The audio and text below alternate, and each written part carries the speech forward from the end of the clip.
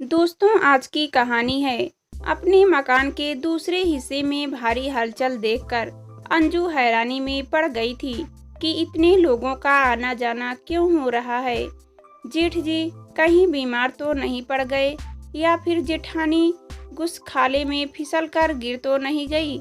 जेठानी की नौकरानी जैसे ही दरवाजे से बाहर निकली, अंजू ने इशारे से उसे अपनी तरफ बुला लिया।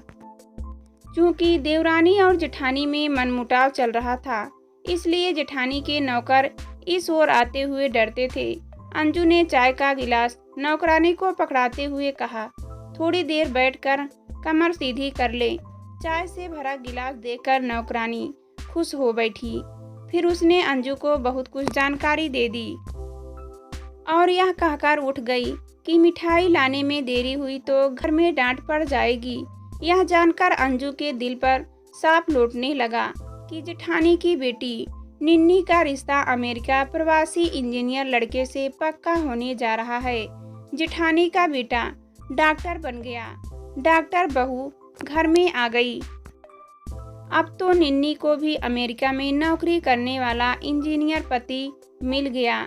ईर्ष्या से जली भुनी अंजू पति और पुत्र दोनों को भड़काने लगी। जेठ जेठानी तो शुरू से ही हमारे दुश्मन रहे हैं। इन लोगों ने हमें दिया ही क्या है। ससुर जी की छोटी हुई 600 गज की कोठी में से या 100 गज में बना टूटा फूटा नौकर के रहने लायक मकान हमें दे दिया। हरीश भी भाई से चिढ़ा हुआ था। वह भी मन की भटास निकालने लगा।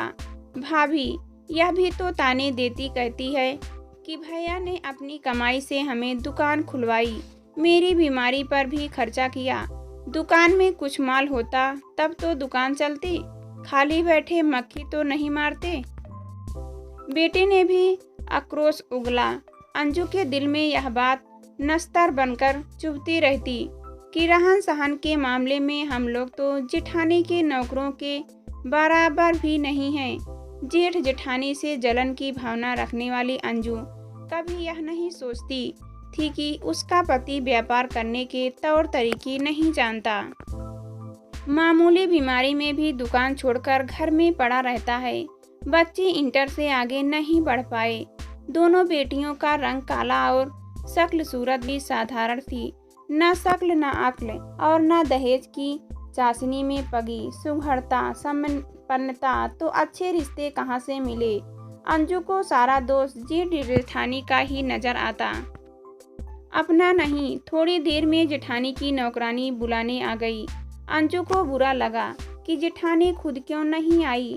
नौकरानी को भेजकर बुलाने की बला टाल दी, इसलिए दो टूट शब्दों में कह दिया कि यहाँ से कोई नहीं जाएगा।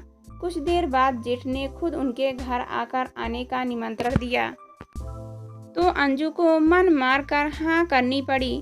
जेठानी के शानदार ड्राइंग रूम में मखमली सोफे पर बैठे लड़के वालों को देखकर अंजू के दिल पर फिर से सांप लौट गया। लड़का तो पूरा अंग्रेज लग रहा है। विदेशी खान पान और रहन सहन अपना कर खुद भी विदेशी जैसा बन गया है। लड़के के पिता की उंगलियों में चमकती हीरे की अंगूठी व माँ के गले में पड़ी मोटी सोने की जंजीर अंजू के दिल पर झुर्रियाँ चलाए जा रही थी। एकाएक जेठानी के स्वर ने अंजू को यथार्थ में ला पटका। वह लड़के वालों से उन लोगों का परिचय करा रहे थे। लड़के वालों ने उनकी तरफ हाथ जोड़ दिए तो अंजू के परिवार को भी उनका अभिवादन करना पड़ा। जेठ जी कितने चतुर हैं। लड़के वालों से अपनी असलियत छिपा ली। यह जाहिर नहीं होने दिया कि दोनों परिवारों के बीच में बोलचाल भी बंद है। माना कि जेठ जी के मन में अब भी अपने छोटे भाई के प्रति स्नेह का भाव छिपा हुआ है, पर उनकी पत्नी बेटा और बेटी तो दुश्मनी निभाते हैं।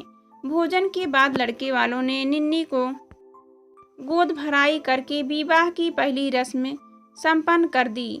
लड़के की मां ने कहा कि मेरा बेटा विशुद्ध भारतीय है। वर्षों विदेश में रहकर भी इसके विचार नहीं बदले। यह पूरी तरह भारतीय पत्नी चाहता था। इसे लंबी चोटी वाली व सीधे पल्लू वाली निन्नी बहुत सुंदर आई है और अब हम लोग शीघ्र शादी करना चाहते हैं। अंजू को अपने घर लौटकर भी शांति नहीं मिली। निन्नी ने छलक पटक करके इतना अच्छा लड़का साधारण विवाह के रूप में हथिया लिया। इस चालबाजी में जेठानी की भूमिका भी रही होगी। उसी ने निन्नी को सिखा पढ़ाकर लंबी चोटी व सीधा पल्लू कराया होगा। अंजू के घर में कई दिन तक यही चर्चा चलती रही कि जीन्स शर्ट पहनकर कंधों तक कटे बालों को झुलाती हुई डिस्को में कमर मटकाती निन्नी विशुद्ध भारतीय कहाँ से बन गई। एक शाम अंजू अपनी बेटी के साथ बाजार में खरीदारी कर रही थी। तभी किसी ने उसके बराबर से पुकारा, आप निन्नी की चाची है ना? अंजू ने निन्नी की होने वाली सास को पहचान लिया और नमस्कार किया। लड़का भी साथ था। वह साड़ियों के डब्बों को कार में डिग्गी में रखवा रहा था। आप हमारे घर चलिए ना, पास में है। अंजू उन लोगों का आग्रह ठुकरा नहीं पाई। थोड़ी नानुकर के बाद वह और उसकी बेटी दोनों कार में बैठ गई। लड़के की माँ बहुत खुश थी। उत्साह भरे स्वर में रास्ते भर अंजू को वह बताती रही कि उन्होंने निन्नी के लिए किस प्रकार के आभूषण व साड़ियों की खरीदारी की है। लड़के वालों की भव्य कोठी व कई नौकरों को देख अंजू फिर ईर्ष्या से जलने लगी। उसकी बेटी के नसीब में तो कोई सर्वेंट क्वार्टर वाला लड़का ही लिखा होगा। अंजू अपने मन के भाव को छिपा नहीं पाई। लड़के की माँ से अपनापन दिखाती हुई बोली, बहन जी, कभी कभी आंखें देखी बात भी झूठी हो जाती है। क्या मतलब? अंजू ने जो जहर उगलना शुरू किया तो उगलती ही चली गई। कहते कहते थक जाती तो उसकी बेटी कहना शुरू कर देती। लड़के की माँ सन्न बैठी थी। क्या कह रही हो बहन जी? निन्नी के कई लड़कों से चक्कर चल रहे हैं। वह लड़कों के साथ होटलों में जाती है, शराब पीती है, रात भर घर से बाहर रहती है। अब क्या बताऊं बहन जी, आप ठहरी सीधी सच्ची, आपसे झूठ क्या बोलना। निन्नी के दुर्गुणों के कारण पहले भी उसका एक जगह से रिश्ता टूट चुका है। अंजू की बातों को सुनकर लड़के की माँ भड़क उठी। ऐसे बिगड़ी हुई लड़की से हम अपने बेटे का विवाह नहीं करेंगे। हमारे लिए लड़कियों की कमी नहीं है। सैकड़ों रिश्ते तैयार रहे हैं। अंजू का मन प्रसन्न हो उठा। वह यही तो चाहती थी कि निन्नी का रिश्ता टूट जाए। लोहा गर्म देखकर अंजू ने फिर से चोट की, बहन जी, आप मेरी माने तो मैं आपको एक अच्छे संस्कार वाली लड़की दिखाती हूँ। लड़की इतनी सीधी है कि बिल्कुल गाय जैसी, जिधर कहोगे उधर चलेगी। हमें तो बहन सिर्फ अच्छी लड़की चाहिए। पैसों की हमारे पास कमी नहीं है। लड़के की माँ अगले दिन लड़की देखने के लिए तैयार हो गई। एक तीर से दो निशाने लग रहे थे। निन्नी का रिश्ता भी टूट गया और अपनी गरीब बहन की बेटी के लिए अच्छा घर परिवार भी मिल गया। अंजू ने उसी समय अपनी बहन को फोन करके उन लोगों को बेटी सहित अपने घर में बुला लिया। फिर बहन की बेटी को ब्यूटी पार्लर में सजा धजा कर उसने खुद लड़के वालों के घर ले जाकर उसे दिखाया। पर लड़के को लड़की पसंद नहीं आई। अंजू अपना सा मुंह लेकर वापस लौट आई। फिर भी अंजू का मन संतुष्ट था कि उसके घर शहनाई न बजी तो जेठानी के घर ही कौन सी बज गई। निन्नी का रिश्ता टूटने की खुशी भी तो कम नहीं थी। एक दिन निन्नी रोती हुई उसके घर आई।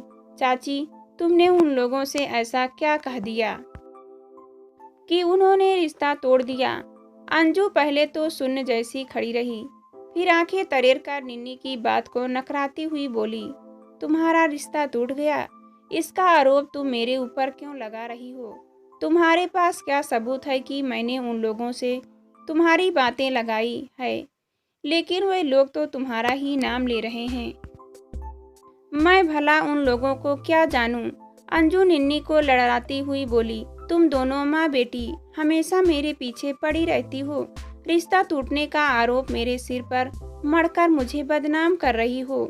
यह भी तो हो सकता है कि तुम्हारी किसी गलती के कारण ही रिश्ता टूट हो। गलती कैसी गलती? मेरी बेटी ने आज तक निगाहें उठाकर किसी के तरफ नहीं देखा, तो कोई हरकत या गलती भला क्यों करेगी? दीवार की आड़ में खड़ी जेठानी भी बाहर निकल गई थी। जेठानी की खुखार नजरों से घबराकर अंजू ने अपना दरवाजा बंद कर लिया। इस घटना को लेकर दोनों घरों में तनाव की अधिकता बढ़ गई थी। फिर जेठानी ने अपनी पत्नी को समझाकर मामला रफा दफा कराया। एक रात अंजू का बेटा दफ्तर से घर लौटा तो उसके पास 500 और 1000 रुपए की नए नोट देखकर पूरा परिवार हैरान रह गया। अंजू ने जल्दी से घर का दरवाजा बंद कर लिया और धीमी आवाज में रुपए के बारे में पूछने लगी। बेटे ने भी धीमी आवाज में बताया कि आज सेठ जी का अपना पर्स दुकान में ही भूल गए थे। हरीश को बेटे की करतूत नागवार लगी। तूने सेठ जी का पर्स घर में लाकर अच्छा नहीं किया। उन्हें याद आएगा तो वे तेरे ही ऊपर शक करेंगे। तो इन रुपए को अभी उन्हें वापस कर आंखें तरीर कर। अंजू ने पति से कहा, तुम सचमुच के राजा हरिश्चंद्र हो तो बने रहो, हमें सीख देने की जरूरत नहीं है।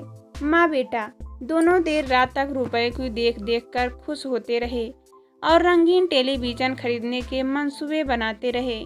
सुबह किसी ने घर का दरवाजा जोरों से खटखटाया। अंजू ने दरवाजा खोलने से पहले खिड़की से बाहर देखा तो उसकी सिट्टी पट्टी गुम हो गई। बेटे की दुकान का मालिक कई लोगों के साथ खड़ा था। अंजू घबराकर पति को जगाने लगी। देखो तो यह कौन लोग हैं? बाहर खड़े लोग देरी होते देखकर चिल्लाने लगे थे। दरवाजा खोलते क्यों नहीं? मुंह छिपाकर इस तरह कब तक बैठे रहोगे? हम दरवाजा तोड़ डालेंगे। शोर सुनकर जेठ जेठानी का पूरा परिवार बाहर निकल आया। उनको बाहर खड़ा देखकर अंजू का भी परिवार बाहर निकल आया। आप लोग इस प्रकार से हंगामा क्यों मचा रहे हैं? हरीश ने साहब करके प्रश्न किया। तुम्हारा लड़का दुकान से रुपए चुरा ले आया है।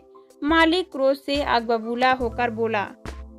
सेठ जी आपको कोई गलतफहमी हुई है। मेरा बेटा ऐसा नहीं है। इसने कोई रुपए नहीं चुराए हैं। अंजू घबराहट से कांप रही थी। हम तुम्हारे घर की तलाशी लेंगे। अभी दूध का दूध पानी का पानी हो जाएगा। सारे लोग जबरदस्ती घर में घुसने लगे। तभी जेठ जी अंजू के घर के दरवाजे की आड़ कर खड़ी हो गए। तुम लोग अंदर नहीं जा सकते। हमारी इजाज़त का सवाल है।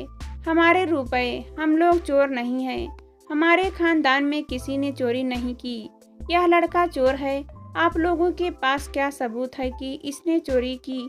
जेठ जी की कड़क आवाज में सामने सभी निरुत्तर रह गए थे। तभी जेठानी का डॉक्टर बेटा आमने सामने आ गया। उसके हाथों में नोटों की गड्डियां थी। आक्रोश से बोला कितने रुपए थे आपके? जितने थे उसमें से ले जाओ। वे लोग चुपचाप वापस लौट गए। जेठ जी व उनके बेटे के प्रति अंजू कृतज्ञता से भार से दब गई थी।